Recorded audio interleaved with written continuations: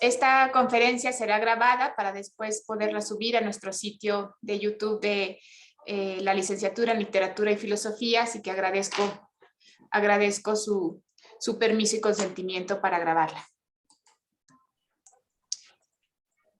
Bueno, pues siendo las 11:03 de la mañana, en el marco de las reflexiones que se tienen que hacer para conmemorar el 8 de marzo, Día de la Mujer, pues la filosofía siempre tendrá la palabra. Y por esta razón, a nombre de la Universidad Iberoamericana, a través del Departamento de Humanidades, en específico de la Licenciatura en Literatura y Filosofía, agradezco la generosidad de la doctora Sol Romano para compartirnos esta interesante charla sobre Simone Weil, un proyecto de resistencia femenina en primera línea.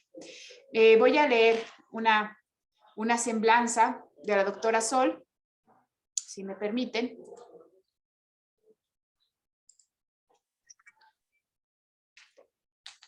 María del Sol Romano es miembro del Sistema Nacional de Investigadores en México, es doctora canónica en filosofía por la Universidad Católica de Lyon, Francia, doctora internacional en filosofía por la Universidad de Navarra, España, y fue investigadora postdoctoral de la Universidad Católica de Lyon.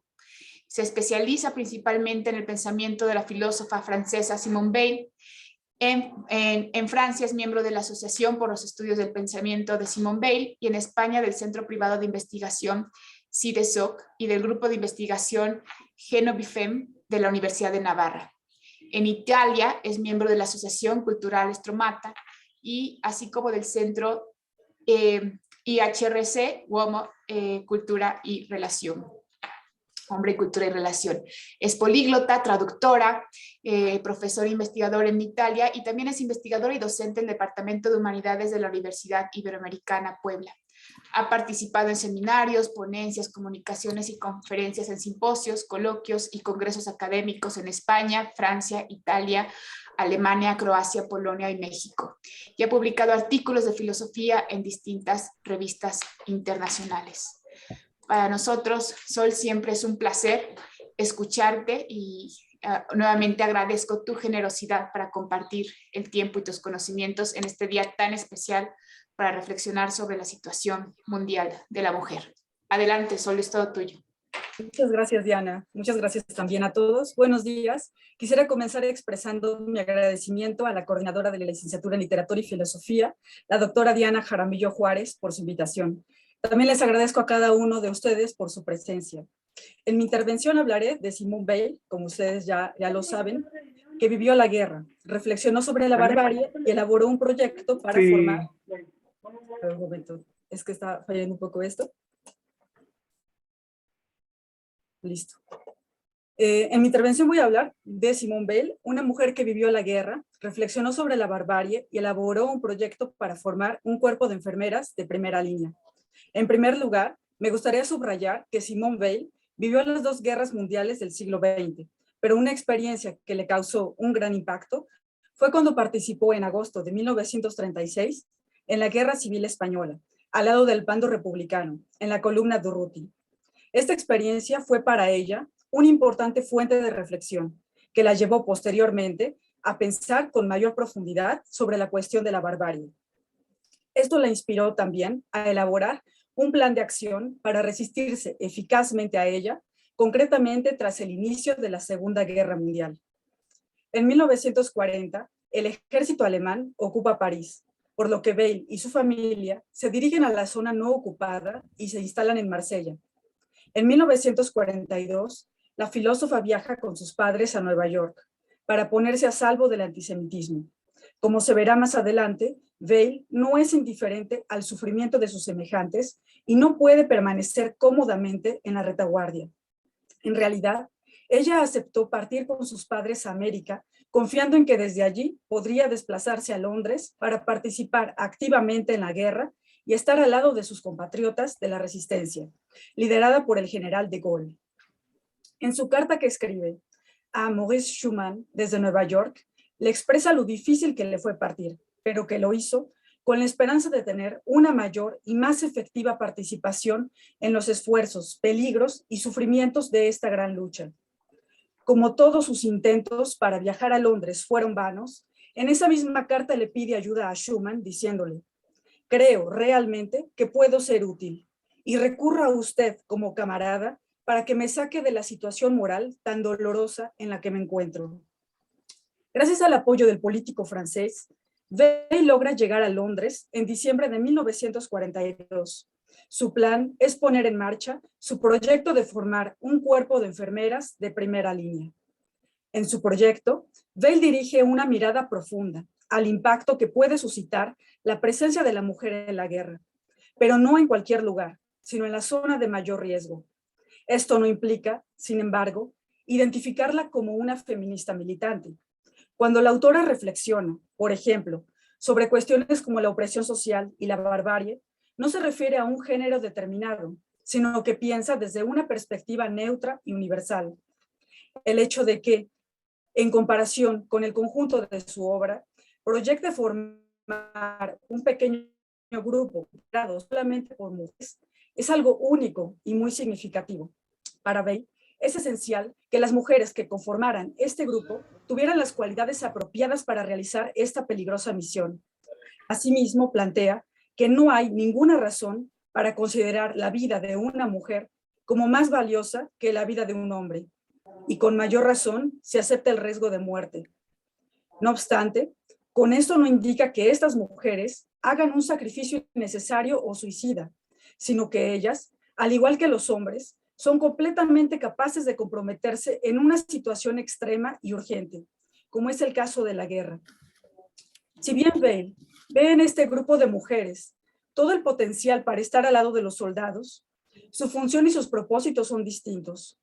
Ellas estarían desarmadas, pero su participación en el frente tendría varias ventajas desde el punto de vista material, psicológico, moral y espiritual.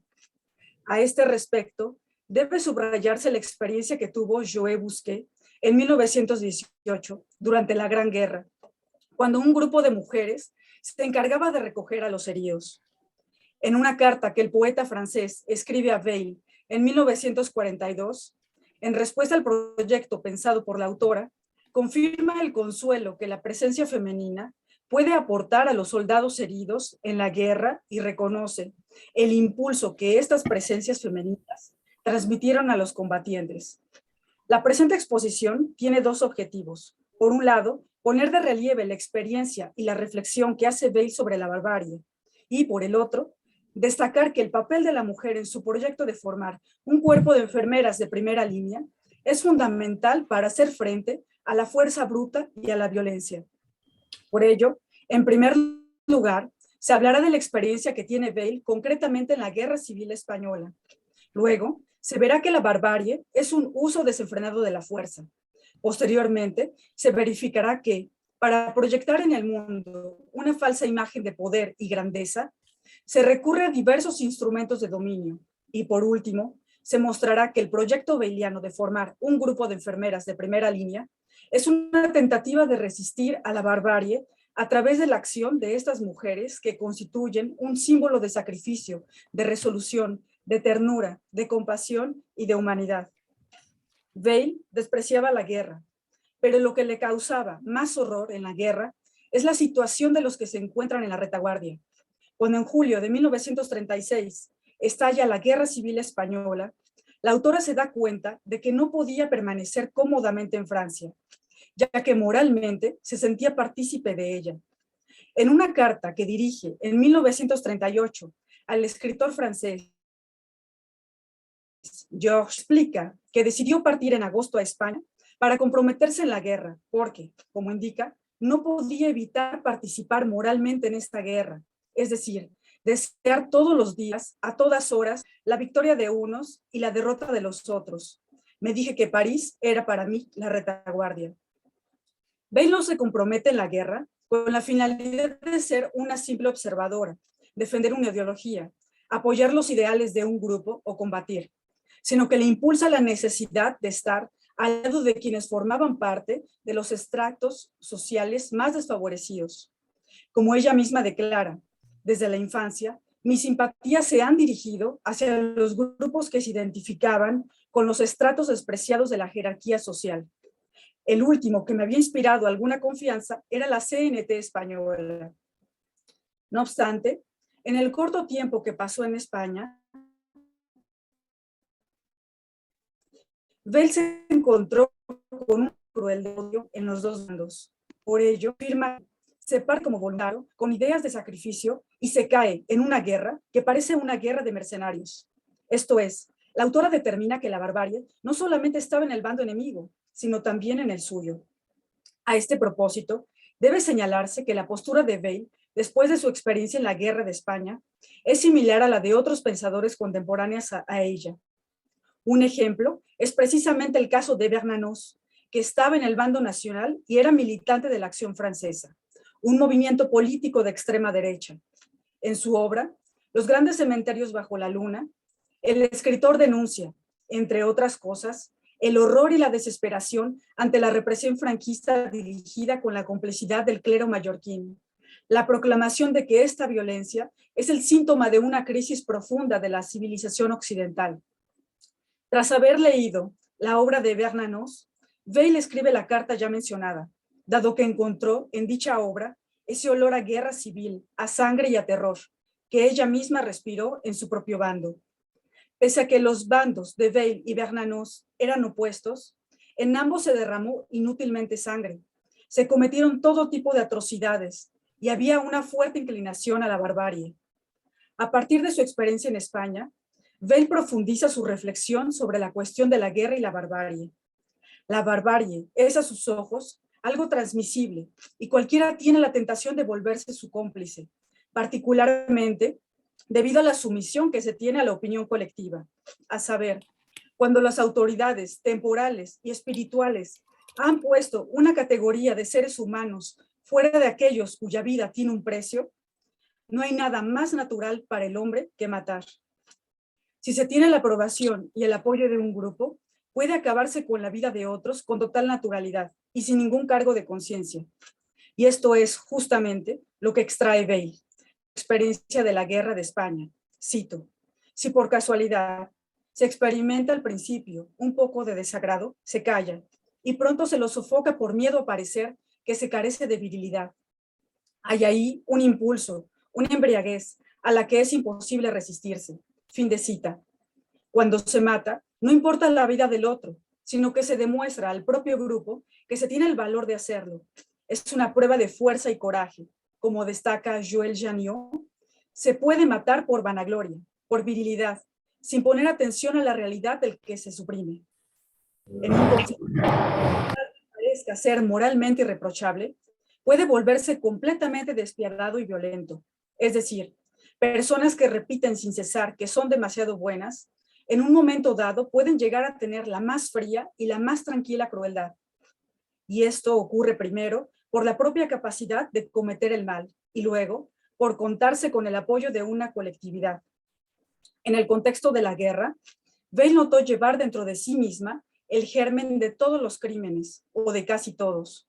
Como indica en una carta que dirige al sacerdote dominico Joseph-Marie Perrin, los crímenes me horrorizaban, pero no me sorprendían. Es más bien porque sentía la posibilidad de ellos en mí misma que me horrorizaban. En consonancia con lo anterior, algo que es esencial tomar en cuenta es la actitud hacia el asesinato. Esto es, cuando se mata, no solo se actúa con crueldad, sino que se expresa indiferencia frente a la muerte de otro ser humano y no se es consciente del mal cometido. Bale, por ejemplo, nunca vio en su grupo expresar ni siquiera en la intimidad, repulsión, desagrado o simplemente desaprobación por la sangre inútilmente derramada. Al contrario, había un cierto gusto al escuchar o relatar las acciones realizadas, como muestra de compañerismo y de adhesión a los ideales del grupo. A este respecto, Emmanuel Gabellieri, aludiendo a Bale, afirma que se mata sin ninguna conciencia moral del asesinato, y esto no se hace por miedo y necesidad, sino jugando con la vida de otros. Si se tiene el apoyo de una colectividad, se elimina toda la conciencia del mal que se hace a otros, y ya no hay discernimiento moral entre el bien y el mal. porque se cree estar actuando con rectitud, ya que todo lo que determina el propio bando se considera como algo bueno y verdadero, mientras que el bando contrario no solamente es visto como enemigo, sino también como principio de todo mal. Por lo tanto, el individuo cree participar, siguiendo a Domenico Canciani, en un campo que se autodefine como la región del bien, con lo cual se libera de la responsabilidad de tener que elegir.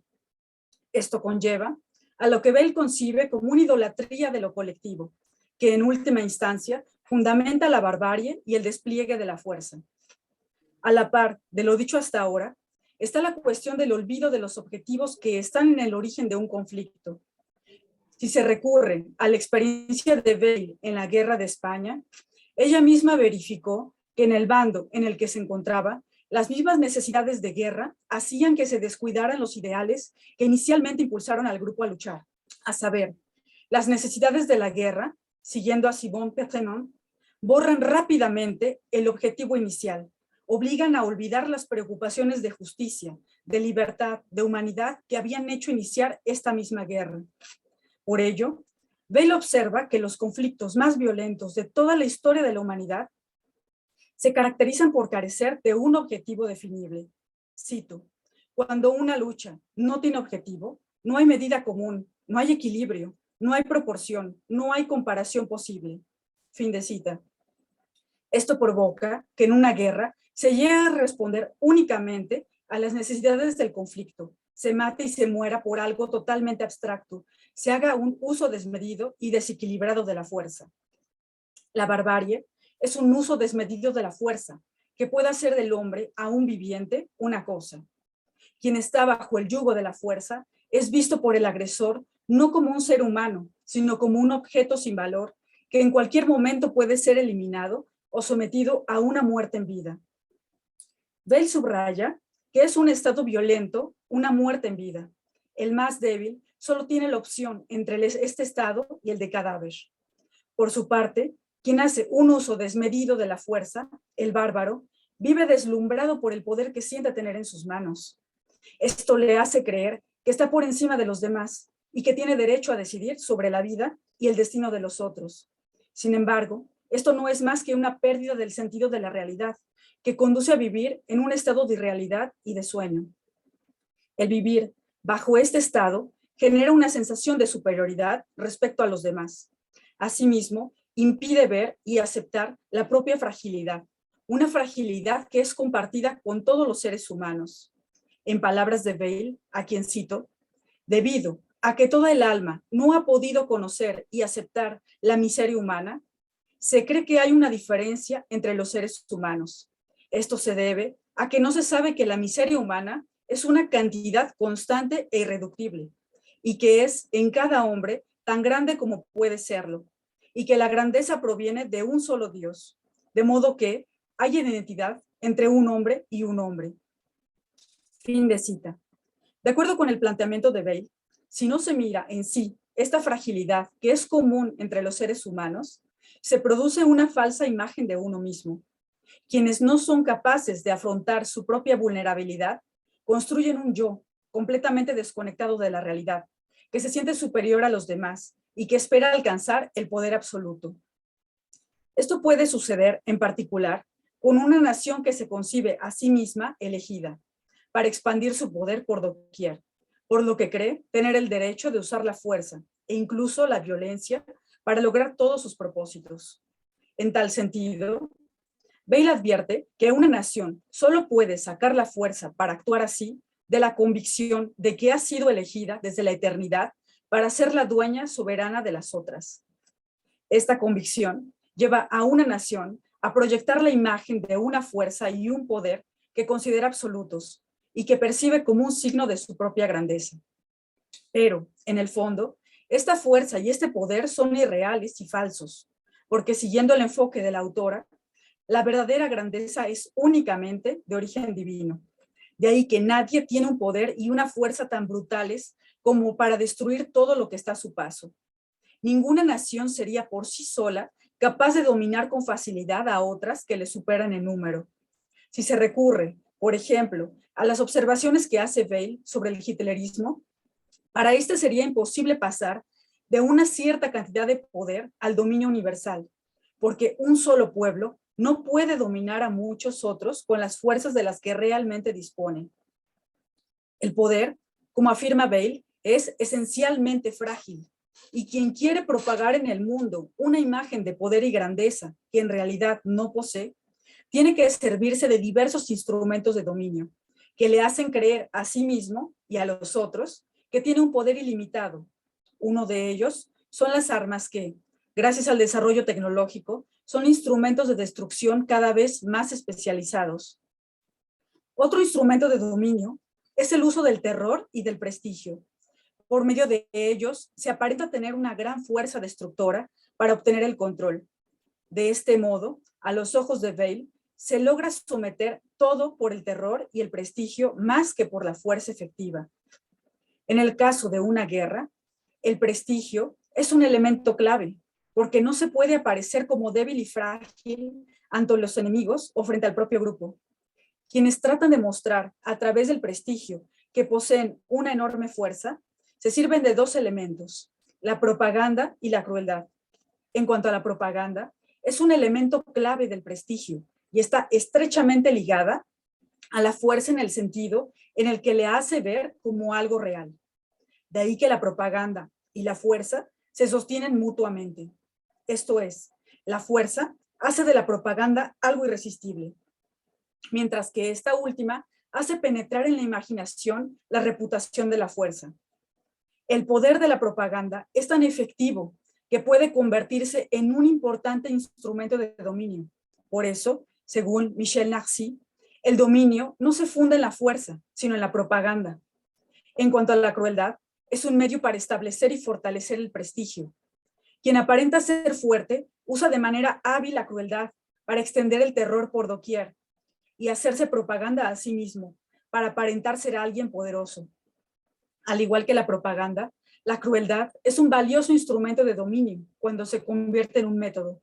En palabras de Bale, a quien cito, la crueldad fría, calculada y que constituye un método, la crueldad que ninguna inestabilidad de humor, ninguna consideración de prudencia, de respeto o de piedad puede mitigar, de la que no se puede escapar ni con el coraje, la dignidad y la energía, ni con la sumisión, las súplicas y las lágrimas.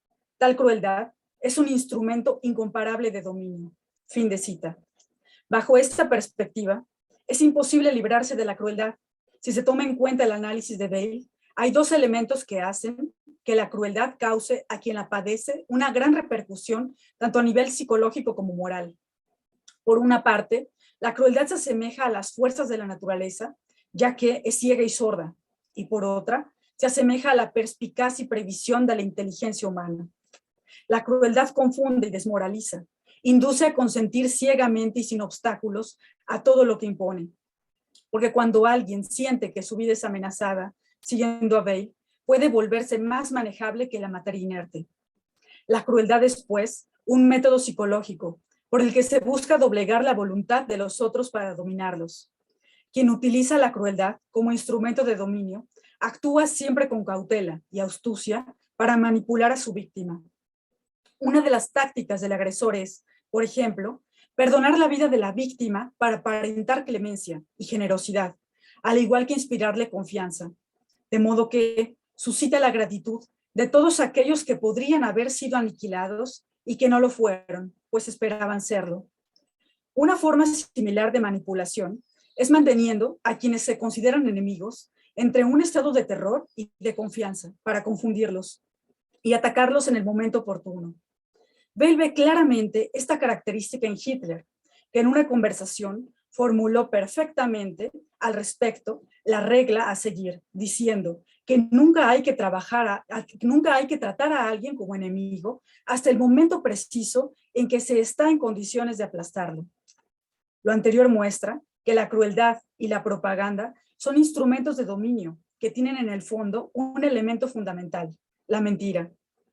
La mentira no es simplemente engañar a los otros aparentando ser quien no se es, sino también es tener una percepción distorsionada de uno mismo.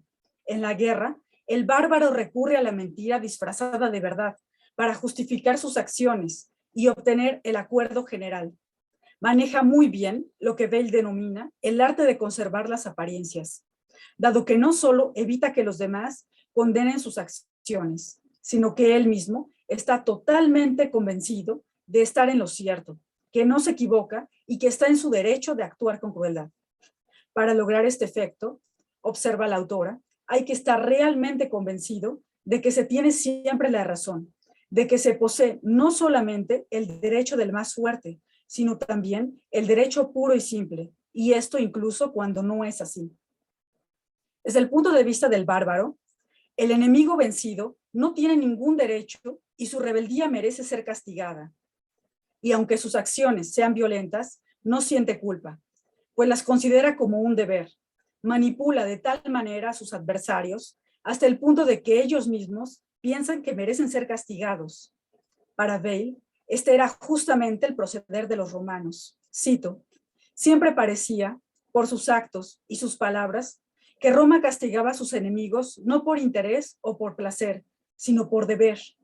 Conseguía así, por contagio, hacer surgir en cierta medida en sus propios adversarios el sentimiento de que ellos eran rebeldes, lo que constituía una ventaja inestimable. Fin de cita. Luego de lo dicho hasta ahora, sería conveniente preguntarse sobre los mecanismos que tendrían que utilizar quienes están en una situación extrema, como la de la guerra, y que no luchan con la finalidad de conquistar o de incrementar su poder, lo que fue, por ejemplo, el caso de los nazis, sino de defender su patria. Probablemente, las necesidades de la guerra podrían conducirlos a servirse de los mismos procedimientos que los agresores, en particular, el uso de la fuerza bruta y una excesiva violencia para poder vencerlos. Pero, en este caso, ¿no habría también una supresión de la conciencia moral cuando se mata al enemigo? Y lo más importante, ¿cómo evitar convertirse en un bárbaro derramando innecesariamente sangre? En tal sentido, sería pertinente recurrir a la contribución que hace Bale al respecto. La autora insiste en buscar un método eficaz, en emplear procedimientos equivalentes a los de los agresores, aunque no idénticos. A su juicio, es preciso encontrar algo nuevo y completamente opuesto a la fuerza destructora y violenta que usan los bárbaros. Bale propone formar un cuerpo de enfermeras de primera línea que, como se verá más adelante, está integrado únicamente por mujeres. En 1940, Bale escribe una primera versión de su proyecto de una formación de enfermeras de primera línea, que le servirá de modelo para el proyecto que reescribirá en 1942 en Nueva York y que enviará a distintas autoridades e intelectuales de la Francia libre. En dicho proyecto, plantea que un pequeño grupo de mujeres que tengan conocimientos básicos de enfermería presten primeros auxilios de manera inmediata a los soldados heridos en combate y asistan a los moribundos. Estas mujeres no están animadas por el espíritu ofensivo y son completamente capaces de estar siempre en los lugares más difíciles para correr tanto o más peligro que el de los soldados que corren más peligro. A los ojos de la autora, las ventajas de formar este grupo de mujeres superan en gran medida las desventajas. Los efectos de su presencia serían significativos y sumamente positivos a nivel material y moral. Desde el punto de vista material, proporcionarían a los soldados heridos cuidados y control inmediatos que podrían librarlos de una muerte. Desde el punto de vista moral, además de acompañarlos durante el tiempo que esperan la llegada de los camilleros, su asistencia a través de palabras y acciones sería un consuelo para los soldados afligidos por los horrores de la guerra. De acuerdo con Bale, a quien cito, estando presentes en el lugar de mayor peligro, acompañando a los soldados bajo el fuego, cosa que los camilleros, enfermeros y enfermeras ordinarios no hacen, ellas salvarían en muchos casos la vida de los soldados, dando a los que caen cuidados sumarios, pero inmediatos. El apoyo moral que ellas aportarían a todos aquellos de los que pudieran ocuparse sería igualmente inestimable. Ellas consolarían las agonías, reuniendo los últimos mensajes de los moribundos para sus familias. Disminuirían con su presencia y sus palabras los sufrimientos del periodo de espera, a veces tan largo y tan doloroso, que transcurre entre el momento de la herida y la llegada de los camilleros. Fin de cita. Bale observa, con detenimiento, las estrategias que usan los agresores y determina que una de las causas del éxito de los nazis es la importancia que estos dan a los factores morales y psicológicos.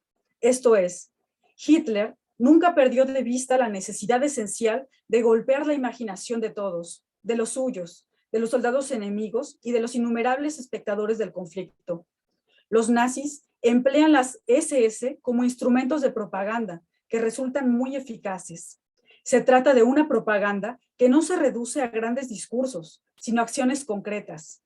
Los integrantes de estos grupos están preparados para afrontar cualquier riesgo, incluso la muerte, y representan un fuerte impacto a la imaginación de quienes conocen sus hazañas.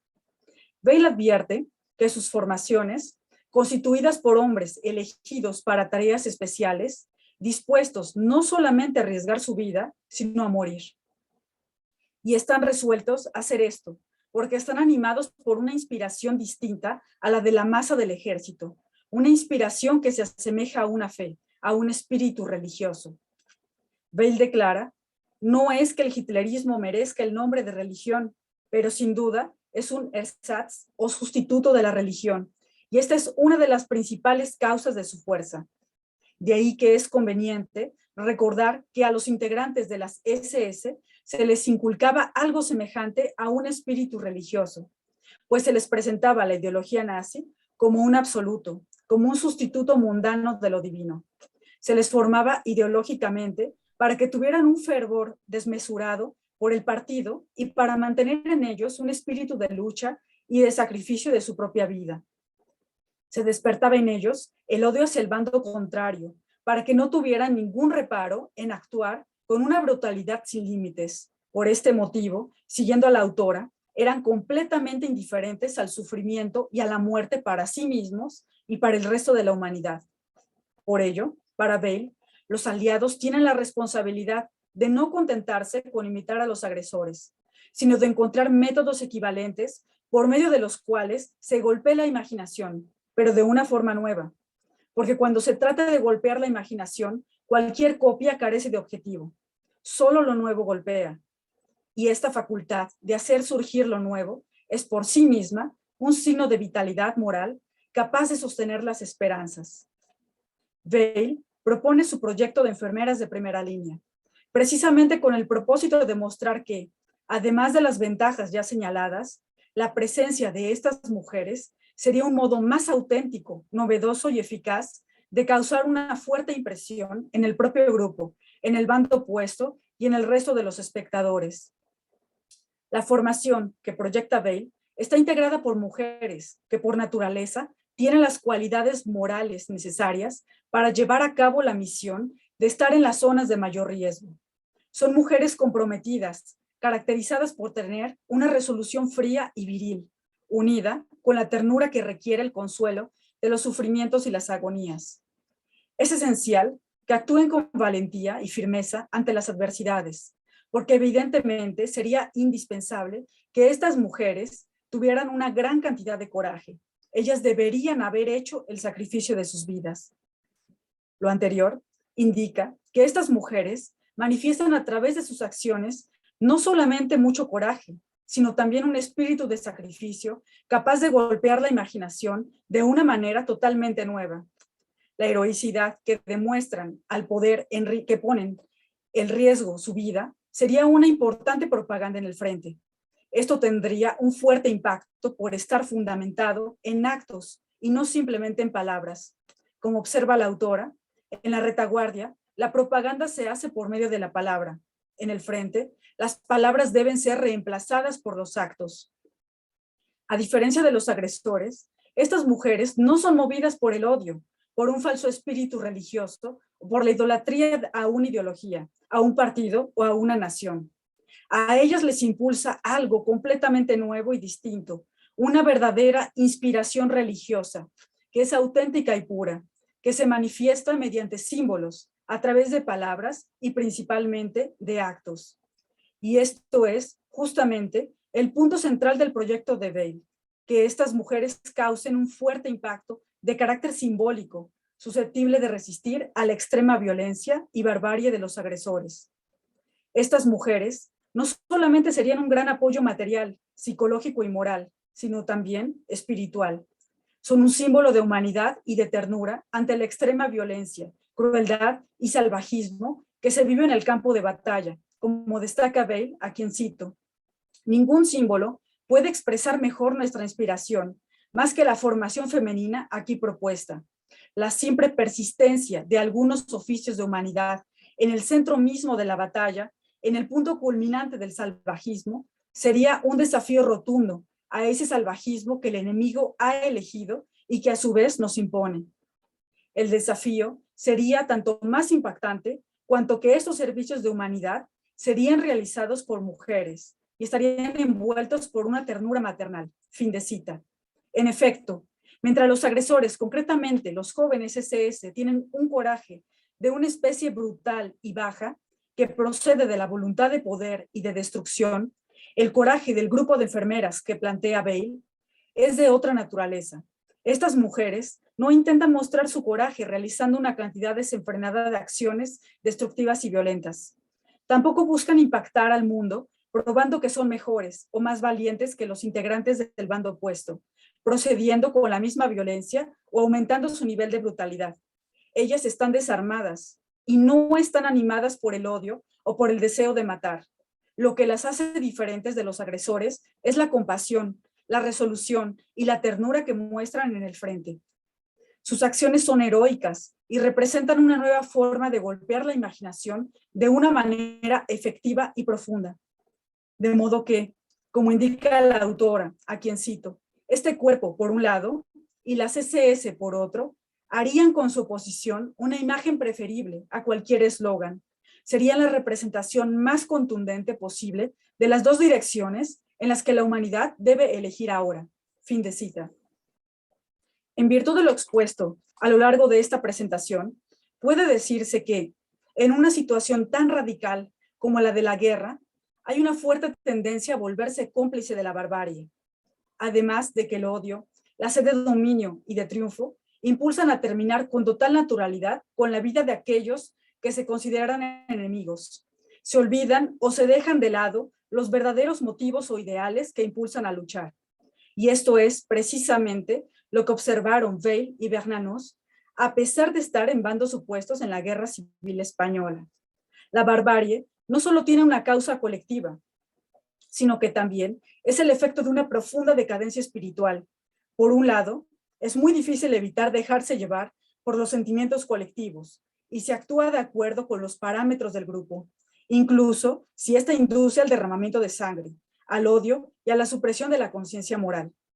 Por otro lado, el hecho de tener, siguiendo a Bale, una conciencia tan impenetrable a la verdad implica un envilecimiento del corazón y del espíritu que obstaculiza el pensamiento.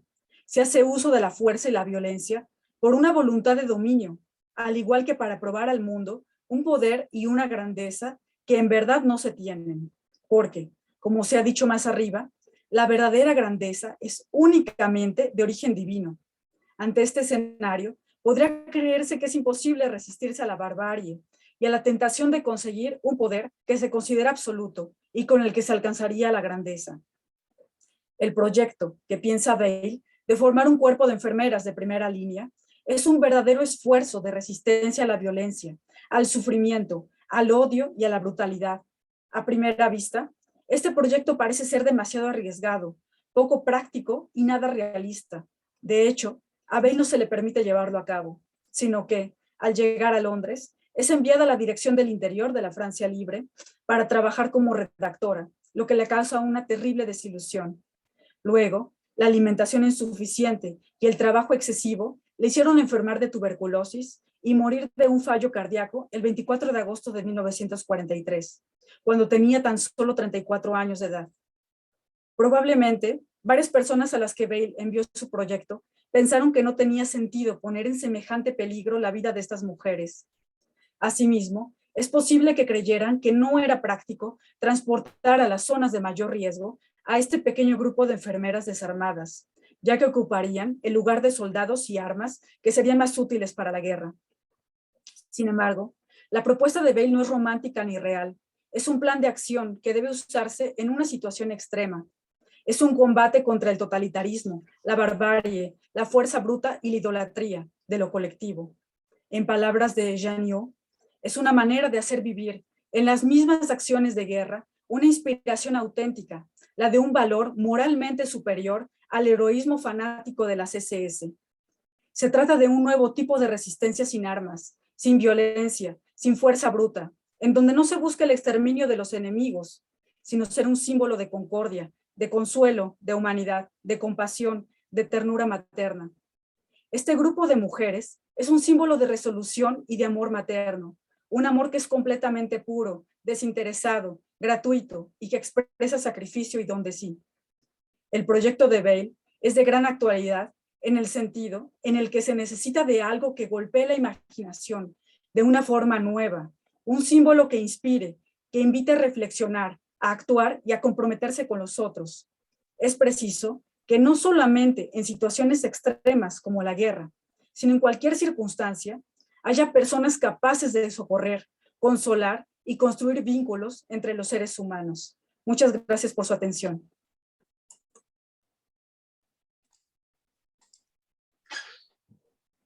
Querida Sol, ha sido más que pertinente, necesaria.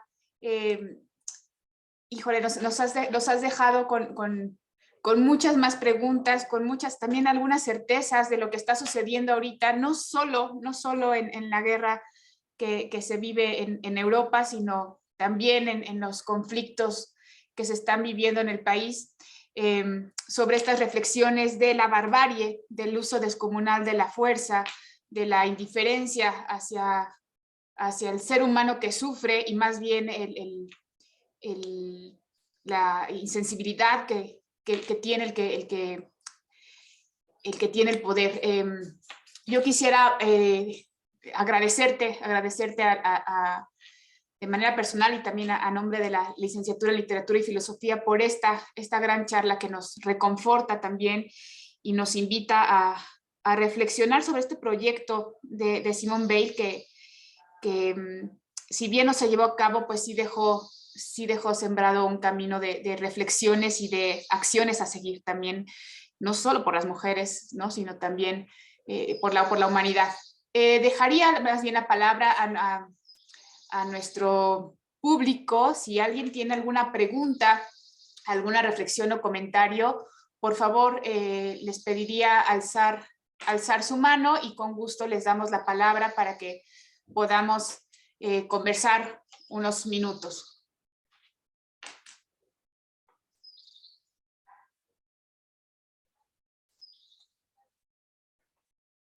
Por favor, Maru, adelante. Bueno, agradezco muchísimo, María del Sol, la exposición y uno se conmueve y también a Diana por organizarlo. Hay algunas preguntas un poco que no conozco y quisiera saber, y otra reflexión que me gustaría conocer de tu parte. Parece ser que lo de las enfermeras en parte no se aceptó porque pedía que atendieran a los dos bandos. Quiero saber si eso es cierto o si eso no fue así. El otro que también no sé si es realidad o que ella muere porque llega a querer comer solamente lo que comen los prisioneros. Entonces no sé si es un mito o si fue una realidad, esa especie de profunda solidaridad, porque el tema es un tema muy importante y corresponde como a todo su proceso místico. Y sobre eso quisiera que nos dijeras algo, porque yo creo que Simone Veil golpea la imaginación en nuestra visión de Dios. Ella dice, Dios es el gran mendigo, Dios es... Bueno, y ella parece ser que es cuando trabaja en la fábrica Renault, donde dice que a partir de ahí quedó sellada como esclava. Bueno, son cosas que leí hace tiempo y no sé si corresponden o no. Ese proceso espiritual de ella, pues inspirado por la espiritualidad judía, ¿no? De la creación es un Dios que se vacía. Esa idea de despojo, esa teología subyacente, digamos, ese resquebrajar una idea de Dios Bueno, me gustaría conocer tú, que sabes, yo son las cosas que leí en mi juventud y uno va recordando. Sí, muchísimas gracias, Mario. Bueno, primero, sí, en el fondo, lo primero es ser un símbolo de ternura y de compasión, de resolución. Y yo pienso que sí es verdad que si las enfermeras son lanzadas en primera línea, si hay un momento en que si se encuentran a un herido del otro bando, tener compasión por él. Yo pienso que sí, porque además sería coherente con el pensamiento de Bale. Sí. Obviamente, sí, cuando ella lo plantea este proyecto, yo supongo que sobre todo la tiran de loca, porque dirían, ¿cómo vamos a mandar a mujeres ahí al frente junto con los otros soldados en la zona de mayor riesgo y totalmente desarmada? Entonces, yo supongo que sobre todo para las autoridades francesas fue completamente loco, pero lo que es curioso, cuando ella lo comparte con otros intelectuales franceses también, ellos sí comparten con ella esa idea que tiene ella, porque además es un método nuevo, completamente nuevo, y una manera de resistirse a una situación extrema. O sea, decir, las mujeres también podemos formar parte de esta guerra, pero de una manera completamente que golpemos la imaginación. Porque además, como lo he dicho antes, ¿no? Los nazis, su mayor arma que ella encontró, porque ella obviamente hizo un análisis profundo de los nazis y de Roma también, ¿no? A la imagen de Roma y de tantas conquistas que han existido a lo largo de la historia, ¿no? Y tantas guerras.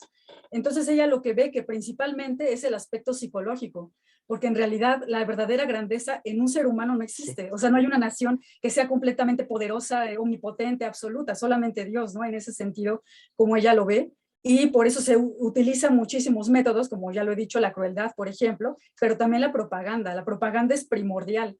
Entonces dice, ¿cuál sería el método eficaz en donde una mujer podría además tomar parte pues a través de este escuadrón de mujeres, ¿no? de enfermeras de primera línea, para que también, no solamente en nuestro grupo, porque obviamente en el grupo sería como un estandarte de amor materno, ¿no? De esa ternura que hace falta en ese lugar donde hay tanto odio y tantos conflictos, ¿no? De humanos, podríamos decir. Ahí está todo, está la eliminación de la conciencia moral, por ejemplo, ¿no? Ese problema que también ella vio cuando estuvo en España, por ejemplo.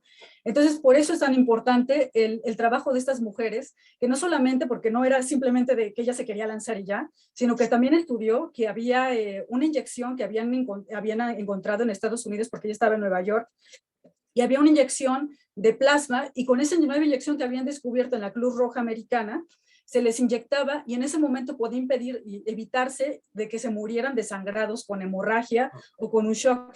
Entonces ella sí realmente investigó, o sea, no era simplemente una idealista que se quería lanzar en paracaídas, ¿no? Sino que realmente investigó, habló con muchísima gente e incluso quería hablar con personas que pudieran desde el punto de vista técnico darle una asesoría, porque ella pues obviamente no habla desde un punto de vista técnico o militar, porque eso ya es cuestión de los militares, ¿no? En ese sentido. Pero ella lo que quiere es que eso no solamente sea con esa inyección poder salvar la vida de personas en lo que llega, por ejemplo, los camilleros, las enfermeras, los enfermeros, sino que además sea un símbolo psicológico, porque psicológicamente te sientes solo, estás abandonado, o sea, no tienes a nadie en ese momento cuando estás ahí herido y arrojado, y también moral, ¿no? Un aspecto moral muy fuerte.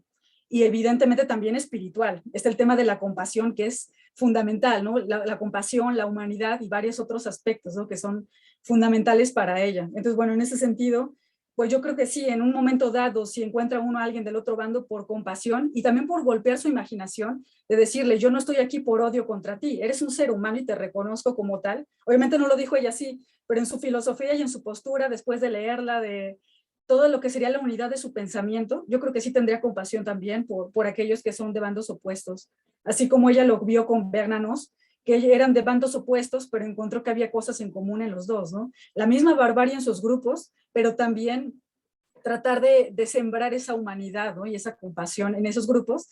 Y lo que me pareció curioso y impresionante que en ella, que no es realmente considerada como una feminista, ya no se considera a sí misma una feminista, pero en este proyecto considera únicamente a mujeres. Solamente una mujer puede hacer esto, pero no cualquiera, ¿no? Evidentemente.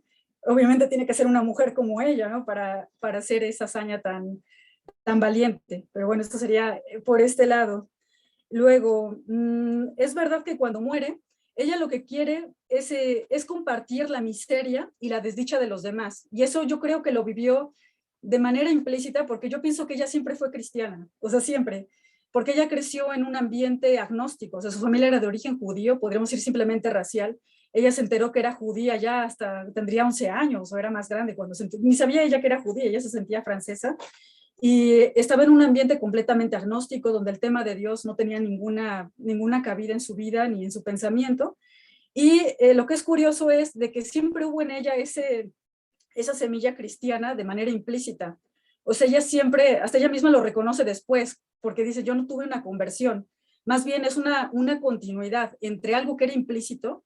Yo estaba realmente amando a Dios sin saberlo, ¿no? A través de la búsqueda de la verdad, a través de la búsqueda del bien, la contemplación de la belleza, y hasta que descubre a Cristo, ¿no? Y eso sería ese paso, que realmente no fue una conversión, sino una línea que la va a llevar siempre a lo largo de su vida.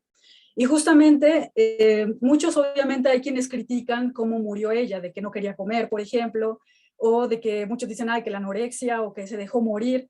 Realmente no era eso. Si uno estudia toda su vida y trata uno de comprenderla, todo tiene coherencia. Porque de hecho, desde que era una niña de 5 años, cuando estaba la Primera Guerra Mundial, ella lo que hacía era privarse, por ejemplo, del azúcar para que le mandaran ese azúcar a los prisioneros de guerra, por ejemplo. O sea, ella fue compasiva desde siempre. Y esa manera digo, eso es cristiano, ¿no? Pero, propiamente hablando, porque era implícito en ella, pero ya estaba en ella esa semilla de cristianismo en el aspecto de fraternidad, de amor al prójimo, ¿no? Lo que realmente significaría el cristianismo.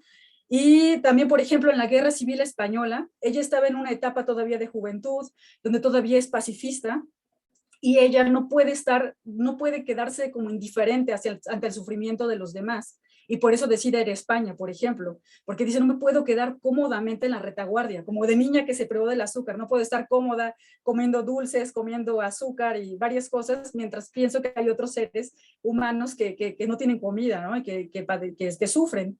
Y lo mismo va a pasar, por ejemplo, cuando va a España, y aquí va a suceder lo mismo. Ella quiere realmente compartir, ¿no? La miseria, la desdicha de los demás, y quiere estar realmente presente en la guerra de alguna manera. Como no se lo permiten, porque ella quería obviamente formar, que lo hizo antes de salir de Francia, fue parte de la resistencia francesa, hasta que fue a Nueva York para comprometerse en la Francia libre de Londres, que le fue muy difícil llegar ahí, y cuando llega, pues fue la terrible decepción, ¿no? De que dice, no, pues seguramente habrán dicho eso, ¿no? Está loca, pues vamos a mandarla a redactar, y pues a ver que se entretenga ahí. Y eso ella la decepcionó mucho, porque ella realmente quería dar su vida, ¿no? Por su país, pero sobre todo por la humanidad, que era lo principal. Y justamente cuando ella se priva de alimento, porque obviamente tiene un ritmo frenético de trabajo, casi no descansa, duerme en el suelo y varias cosas más, pero también lo que ella es compartir aquella situación y aquellas condiciones que están viviendo todos aquellos que están sufriendo en la guerra. Hay gente que está privada de alimentos y, por ejemplo, ella tenía el privilegio, podríamos decir, de comer bien porque era comida del mercado negro, entonces por eso no lo quiso, porque ella nunca quiso ser privilegiada respecto a los demás. Entonces eso también es algo curioso, ¿no?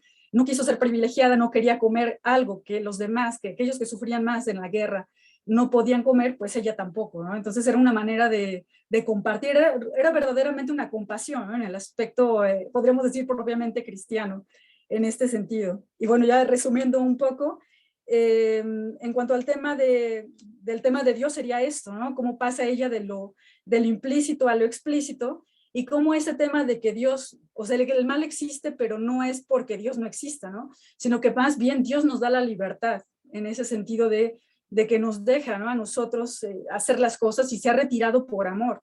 Es decir, no ser invasivo con las otras personas en el sentido de dejarlo ser, de reconocer la existencia de la humanidad o del mundo, ¿no? Podríamos decir también de reconocer la naturaleza, la belleza del mundo, y implica también un respeto, ¿no? También a la imagen de Dios, en este sentido, que es una manera de imitar la kenosis divina, y a través del ser humano sería ella llama el término descreación, que sería una manera de renunciar al yo, ¿no? Para que dejar que el otro sea. Es sobre todo un reconocimiento y la afirmación de la existencia del otro. Muchas gracias, María del Sol. Muchas Muchas sí. gracias. Sí. Bueno, te leo, Sol, otro mensaje de Belén Castaño, que dice: muchas felicidades por tu ponencia, y sin duda el pensamiento y la acción de Simone Weil son una luz para el momento actual en que la barbarie, como en otras épocas, destroza las vidas de tantas personas y paraliza el desarrollo de las sociedades. ¿Qué tendrá que suceder en nuestro mundo actual, en nuestras sociedades, en la mexicana, en la estadounidense, en la europea, en la china, para desarticular el aparato del poder? ¿Qué puede golpear nuestra imaginación hoy? Muchas felicidades por tu ponencia. Ya, se repitió un poco. Y el segundo mensaje de Idoia Sorrosa: un fabuloso trabajo, Sol, he aprendido mucho y me has hecho reflexionar en el Día de la Mujer cómo y cuándo vamos a empezar a imponer los valores femeninos para la transformación de nuestro mundo. Os tengo que dejar y felicidades. Bueno, no sé si no hay otra manita levantada, no sé si quieres contestar sobre el primer mensaje, sobre todo las preguntas sobre la actualidad. Muchas gracias. También un saludo a Belén, bueno, a todos, ¿verdad? A Belén y a Idoia. Y bueno, es un poco difícil porque el problema es la tentación que todos tenemos, como ya lo he dicho, a tener esa grandeza y a ser reconocido, ¿no? Es esa voluntad de poder presente en la humanidad, lamentablemente, porque ella, eso sí, reconoce que el mal existe, ¿no? Eso es una realidad que no se puede negar. Y además, podríamos decir, obviamente utilizando un poco el lenguaje cristiano, es la cuestión del pecado, ¿no? Presente en nosotros, es nuestra capacidad de hacer el mal. Pues eso está presente completamente y no es ella no es una perspectiva buenista de decir, ay, la humanidad en algún momento será buena y todos felices y contentos, ¿no? Sino que reconoce que nosotros tenemos la capacidad de hacer el mal, eso sí, pero también, a pesar de ello, hay que responder, por ejemplo, personas como ella, ¿no? De alguna manera de aquellos destellos de luz, ¿no? De compasión que puede haber en la humanidad y que pueden hacer muchísimo, ¿no? Obviamente por hacer un mundo mejor.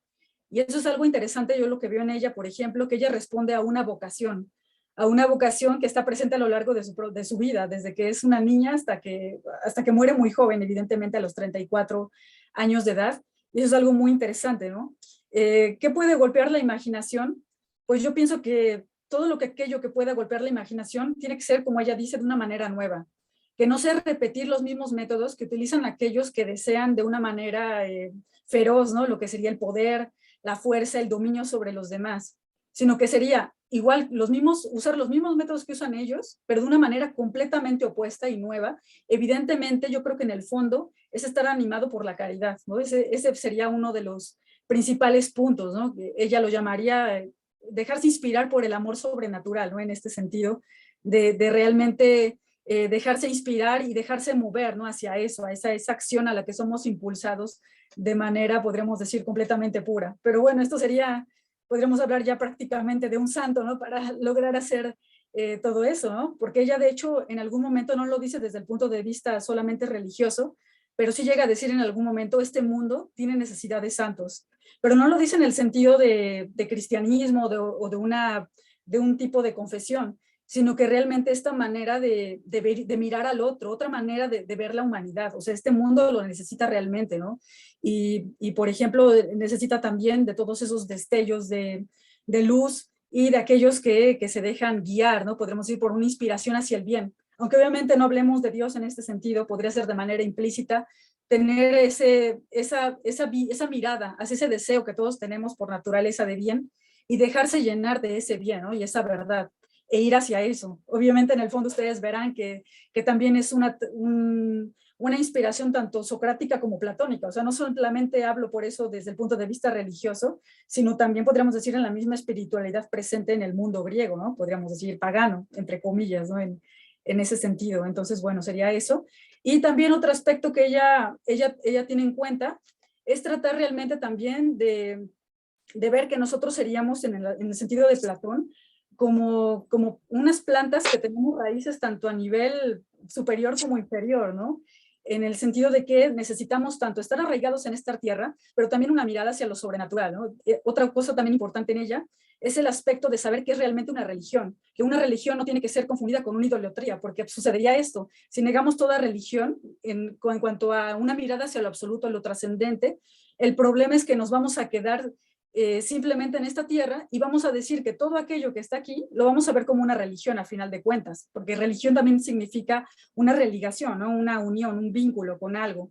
El problema es cuando ese vínculo simplemente se queda con algo que es falsamente grande, por ejemplo, una nación o un partido o una ideología. Ese es el problema, ¿no? Cuando nosotros confundimos lo que sería la religión y cuando en realidad una religión tiene que estar hacia algo absoluto y trascendente que nos sobrepasa por completo y que además tiene que ser una fuente de luz tanto desde el punto de vista de nuestra vida cotidiana, desde lo profano, también desde el punto de vista moral y espiritual, ¿no? Eso también es algo yo pienso que sería importante para ella. Y pues bueno, como ha dicho también la profesora Idoia, pues también es importante el tema de imponer valores femeninos, que podemos nosotras aportar, ¿no?, en este mundo. Y eso es algo interesante porque, como les he comentado antes, Simone Weil no es una filosofía realmente feminista. O sea, en el fondo ella lo que busca es tratar de ayudar y de estar al lado de aquellos que sufren más, sea hombres o mujeres, no importa de qué raza sean, no importa de qué religión sea, ¿no? Eso también es algo importante, no importa quién eres, ¿no?, sino realmente estar junto a ti. Entonces eso también, a mí lo que me impresiona de este proyecto es desde el punto de vista femenino, ¿qué podemos hacer? Y ella justamente dice, a ver, ¿qué puede haber en una mujer que puede estar en la guerra? Resolución, evidentemente, porque si no, no cualquiera puede lanzarse ahí, ¿no? Evidentemente tiene que ser una mujer ¿cómo decir? Bien elegida, no puede ser cualquiera, ¿no?, porque se puede repetir en el último momento. Y sobre todo también que esa resolución, esa firmeza, lo esté unido con compasión y con ternura. Entonces, justamente la ternura es un aspecto a unir, ¿no? Y ese es justamente el grano de arena que podemos poner las mujeres en el mundo, que realmente necesitamos ternura, ¿no? Alguna vez, bueno, me comentó un profesor, por ejemplo, que me dijo que, aludiendo al Papa Francisco, que dijo, no hay que tener miedo a la ternura. Y creo que sí es verdad, no tenemos que tener miedo a la ternura, ¿no?, a la compasión y a todo este tipo de aspectos que simplemente serán positivos para la humanidad. Bueno, eso sería en general. Gracias, Sol. Vas incrementando nuestro interés, nuestro entusiasmo y nuestro también necesidad de sororidad. Por favor, le doy la palabra a Nidia Reyes y después a Carla Rodríguez. Hola, buenas tardes. Muchísimas gracias por la excelente ponencia que acabas de darnos, María del Sol. Muchas gracias. Bueno, yo soy profesora de Ciencias Políticas de la Universidad Iberoamericana Puebla y bueno, el pensamiento de Simone Weil siempre también es muy interesante desde las ciencias políticas, desde la economía, ¿no? Entonces a mí me gustaría pedirte un poco un comentario, una reflexión sobre la cuestión de la libertad, ¿no?, desde el pensamiento de Weil. Precisamente haciendo referencia, ¿no?, al libro sobre reflexiones, las causas de la libertad y la opresión social, y un poquito enlazándolo con lo que ahorita estás comentando. Bueno, a mí me interesa mucho el pensamiento de Weil por la crítica que hace al marxismo en esa época, ¿no?, en una época en donde la disputa ideológica también era un tema muy importante, ¿no? Y cómo ella empieza a precisamente a conjugar todo lo que acabas de plantear, ¿no? También desde esta ternura, ¿no? Y desde esta posibilidad de la transformación, ir generando una organización liberadora, ¿no? Entonces me parece muy interesante, ¿no? Cómo lo va armando, cómo lo va entrelazando, precisamente por una idea de libertad, ¿no?, que trascendiera, ¿no?, hacia una acción, hacia una organización liberadora, ¿no?, y no solamente como una relación entre el deseo y la satisfacción. Entonces, bueno, me gustaría escuchar más un poquito sobre esta Simone Weil también criticando el marxismo, también retomando ideas de Marx, ¿no?, para hacer este análisis que había de la opresión social y cómo va también ella definiendo, ¿no?, o reflexionando en torno a la libertad. Bueno, eso sería. Muchas gracias, Nidia. Bueno, trataré de ser un poco sintética porque evidentemente es un tema también bastante amplio, porque además ya estaríamos aquí tomando otro compromiso que ella tuvo muy fuerte, que sería desde el punto de vista, podríamos decir, del mundo laboral, porque eso es algo también muy fundamental en su pensamiento. Yo digo que de las cosas más fundamentales de su pensamiento es su reflexión y también su experiencia del mundo laboral. Así como ella quiso experimentar en el mundo de la guerra, sobre todo cuando ella se topa con la barbarie en España, en el mundo laboral también va a ser fundamental, como tú lo sabrás, ¿no? Además de los temas que me has planteado, pues supongo que también conoces bastante bien este aspecto, ¿no?, que para ella va a ser fundamental. Y de hecho ella desde que comienza, bueno, yo siempre pienso que desde siempre, ¿no?, estuvo preocupada por las personas que más sufrían, por los más desfavorecidos. Y justamente, pues ella, como también otros compañeros de su época, que hacían lecturas de Marx y que también estaba en boga, ¿no?, en los ambientes intelectuales el tema del comunismo, los sindicatos y el tema del mundo obrero. Y eso es algo también interesante porque ella, a pesar de estar en grupos de extrema izquierda, pues ella sobre todo viene justamente este aspecto de la libertad, ¿no? Ella también por temas de libertad, de pensamiento, trata de no estar en ningún grupo. O sea, ella nunca se va a adherir, por ejemplo, al Partido Comunista ni a ninguno otro. Por eso siempre está en los ambientes más que nada anarquistas, sobre todo para mantener esta neutralidad en el aspecto de no tratar de embriagarse por lo que te dice la colectividad, que es una tentación que tenemos todos, ¿no? Que también es otro aspecto importante. Y justamente en esos ambientes hay una crítica muy profunda a lo que sería el marxismo, porque ella, por ejemplo, es una lectura muy positiva del marxismo, evidentemente, sobre todo el joven Marx, ¿no? Cuando critica esa división tan fuerte, ¿no? Y que degrada al ser humano, que sería entre trabajo intelectual y manual, que lleva unas condiciones degradantes de trabajo, ¿no? Sobre todo a nivel de trabajo manual. Y el problema es que después Marx, con el tiempo y con todo, pues obviamente se deja inundar por ideologías y varias otras cuestiones. Y Bey lo que más le critica es el aspecto de que olvida la contemplación. O sea, el ser humano, además de actuar, de pensar, también es alguien que contempla. Y entonces eso es un aspecto que olvida, por ejemplo, Marx, ¿no? Y otros aspectos más que ya va a criticar. Y otra cosa también es toda esa idealización que hace Marx, ¿no? Sobre el mundo, por ejemplo, de que en algún momento aquellas personas, que los obreros, que va a haber una revolución y que van a adquirir el mando después. Entonces, ¿ella qué hace? Pues ella dice, a ver, todos esos autores, todos los que tienen que ver desde el punto de vista social y que han hecho una crítica al mundo obrero, nunca han trabajado en una fábrica. Entonces, ¿qué hace ella? Para estudiar realmente, sin idealizar, sin tener una noción que he leído no solamente en los libros, ella entra a trabajar como obrera. O sea, y en esa época, en los años 30, que era una vida terrible, o sea, era totalmente la vida de la opresión, era una esclavitud por completo, y ella vive de cerca, o sea, su cuerpo, no solamente su pensamiento, sino su propio cuerpo, vive lo que es la opresión laboral y la opresión social, es la esclavitud. Y justamente como dijo Maru al inicio en su pregunta, es la marca, ahí recibió ella lo que es la marca de la esclavitud, como si le hubieran puesto un sello, ¿no? Como ponían antiguamente los antiguos a sus esclavos, ¿no? Con un hierro candente, ¿no? Eso es algo que ella va a sentir en su propia carne. Ese año que estuvo, bueno, serían 8 meses que estuvo más o menos en diferentes fábricas y que va a vivir lo que sería la opresión. Y justamente aquí está la reflexión de lo que es la libertad. ¿Qué sería realmente la libertad en este aspecto? Realmente tiene razón Marx cuando dice que esta gente que vive el aspecto de la esclavitud, que realmente te vuelves cómplice, ¿no? Porque se vuelve uno cómplice de ese estado de esclavitud y realmente cuando recibes ese sello te lo crees y vives bajo el yugo, ¿no? Y bajo los latigazos casi de quienes se tienen en ese momento. Entonces ella trata de determinar en qué situación puedo realmente yo ser libre, ¿no?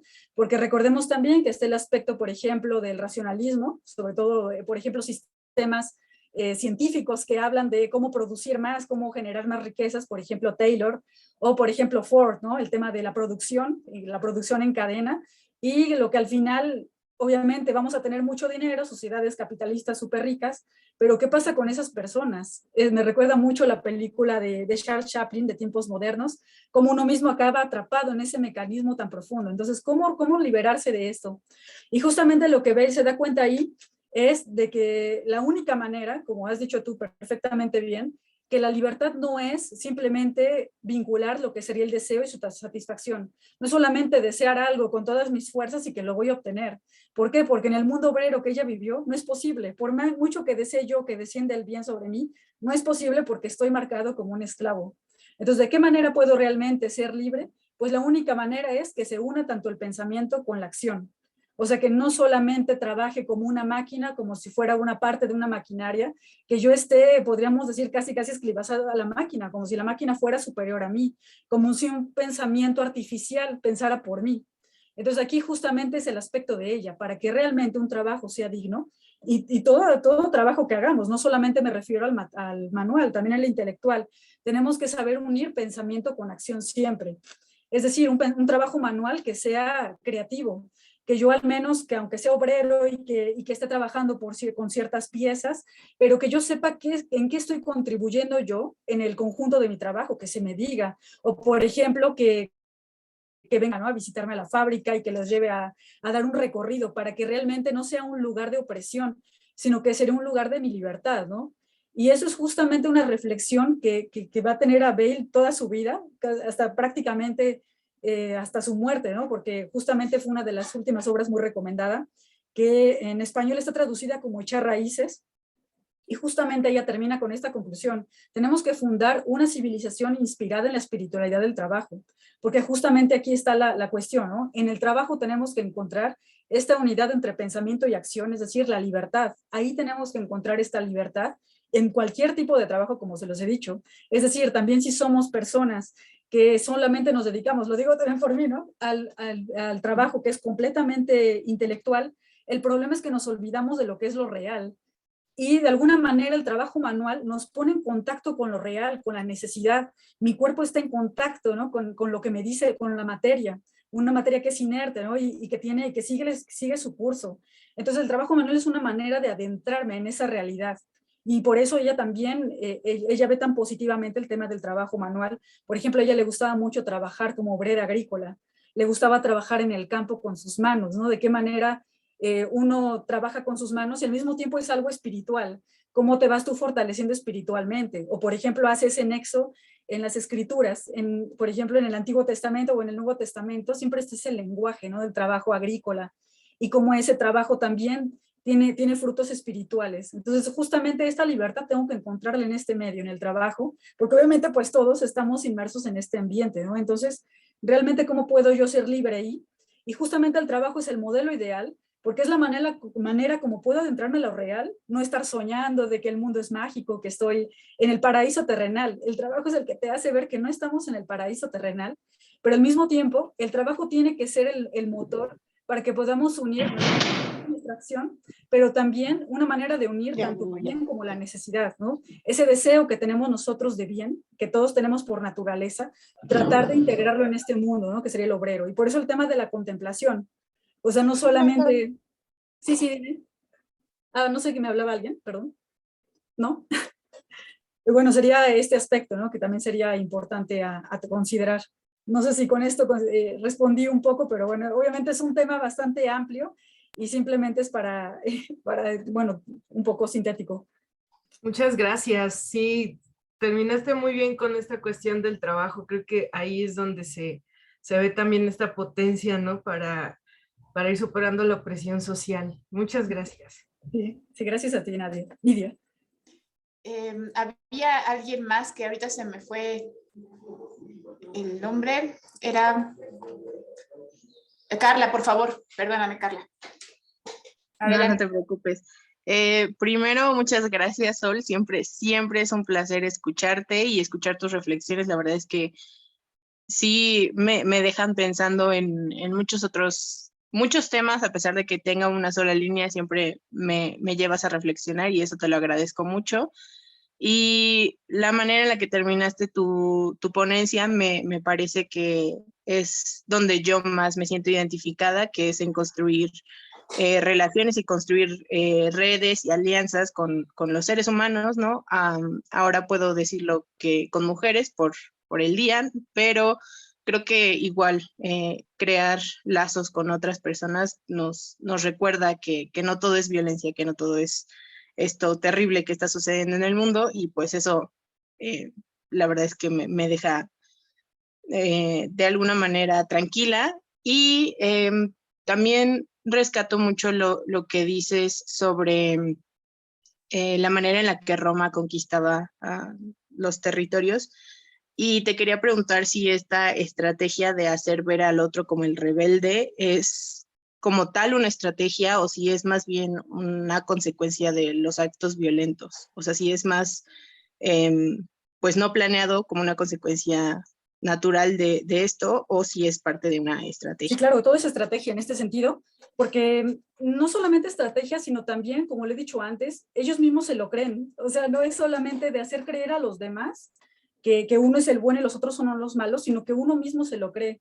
Y ese también es el peligro. Además de que uno se cree que que es grande, que es superior a los demás, también está este aspecto porque, por ejemplo, Bale, cuando habla del tema de lo social, hace un nexo entre lo que sería el gran animal social en Platón, como lo habla tal cual Platón, en cuanto a que cuando se sigue a esa colectividad o ese gran animal o esa bestia social, como también sería un nexo que ella hace con la imagen de la bestia del Apocalipsis, ¿no?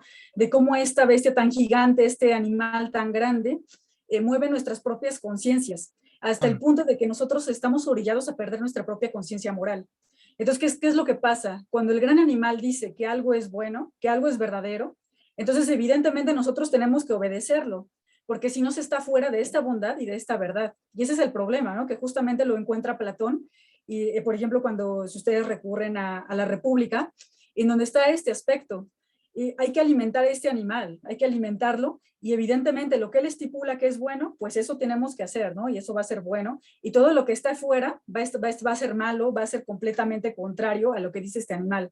Entonces todos aquellos que estén fuera de esta perspectiva, pues evidentemente van a ser tratados como alguien completamente diferente y no van a ser vistos ya en este sentido como personas, ¿no? Como semejantes. Y ese es el problema al que vamos a estar reducidos todos por esta tentación que tenemos, primero a la grandeza, evidentemente, a estar por encima de los demás, y otra tentación que tenemos es al tema de la colectividad. Hasta ella misma lo dice, todos lo tenemos, esta tentación a pensar como los demás, a hacer lo que dice un grupo. Y esto ya se dio cuenta, por ejemplo, cuando estuvo en España en la Guerra Civil Española, en el bando anarquista. Ella fue podríamos decir, por una idealización, ¿no? de lo que era ese grupo, porque decían los que sufren, ahí están los campesinos, ahí están los obreros, ahí está la gente que es muy, o sea, que vamos a defender a los que son más indefensos, ¿no? en esta guerra. Y cuando llega ahí, se da cuenta que, por ejemplo, todos los milicianos, pues simplemente mataban por matar. No era por defenderse, porque eso es otra cosa. Una cosa es la legítima defensa, pero otra cosa es matar por matar.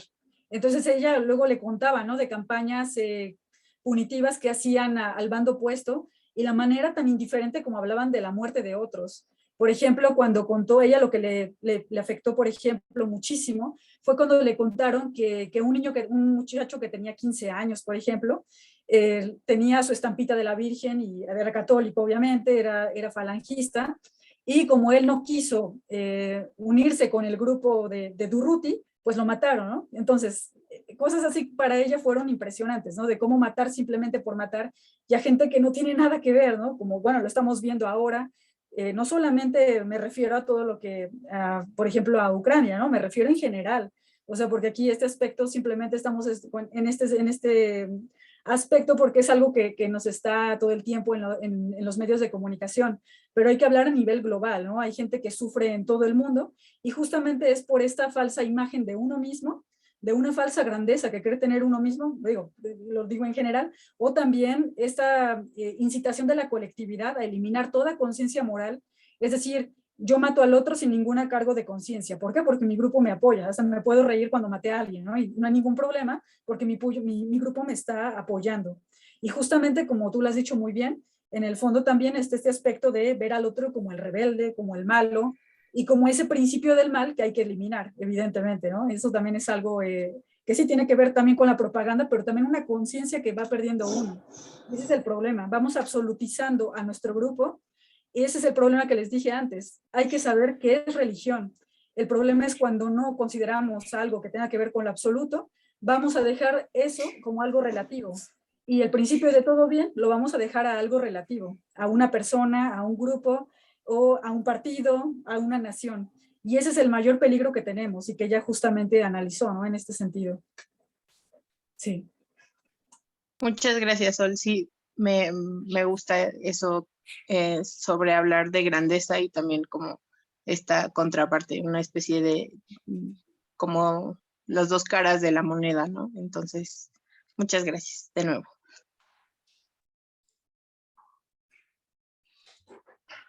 Bueno, si no hay otra participación, Sol, bueno, yo me quedo también con el poder de la propaganda, que es el poder y la manipulación de la palabra, que también estamos hoy padeciendo en el mundo, y la palabra pues acompañada de la fuerza y de la crueldad. Entonces una reflexión también que necesitamos hacer para también cambiar el rumbo de la historia, o ni siquiera es el rumbo, ¿no? Más bien es la repetición de la historia.